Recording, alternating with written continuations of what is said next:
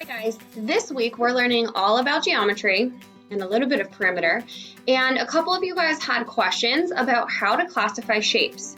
Usually when we're in school we make a flip book together, but since we're not together right now, I thought I'd upload a completed flip book that you guys could cut out and complete at your own house.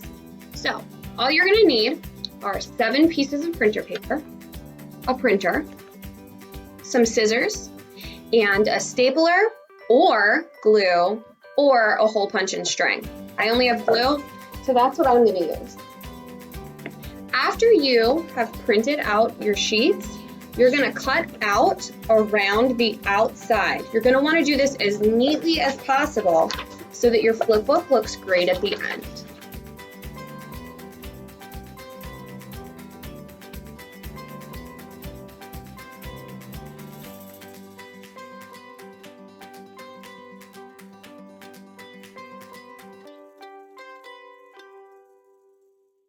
All right, now that I've cut out all of my pieces, what I'm going to do is I'm going to take the longest one, and they're all going to be different lengths.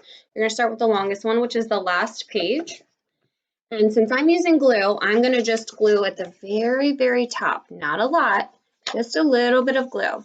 If you're using a stapler, I'll tell you what to do in a minute. If you're using a hole punch, I'll tell you what to do in a minute. But you're going to take your glue and just glue right along the top. You don't want it to go too far down, otherwise the flip book gets a little bit messed up. So then, can't tell, but I have glue right here. And I'm going to take my next shortest sheet and I'm going to line it up at the top.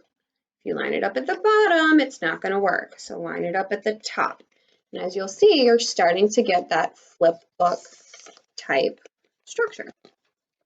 All right, I'm going to go ahead and do the rest of the gluing off camera, and then I'll talk to you about what you'll do if you're using a stapler or a hole punch in just a second.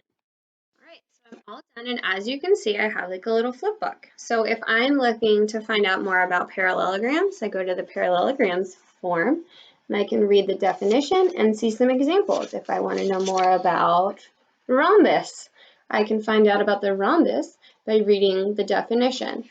The last page is also going to be some of the vocabulary that we use. So we talk about right angles, it's a 90-degree angle, parallel lines, the lines that never cross.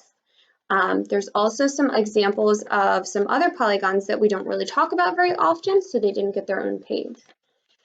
If you are using a stapler or you are using a hole punch, once you line up at the top, you can put a staple here and a staple here, and you're done. If you're using a hole punch, you can put a hole here and a hole here, and then just use a piece of string to tie them together. And then you've got your geometry flip book.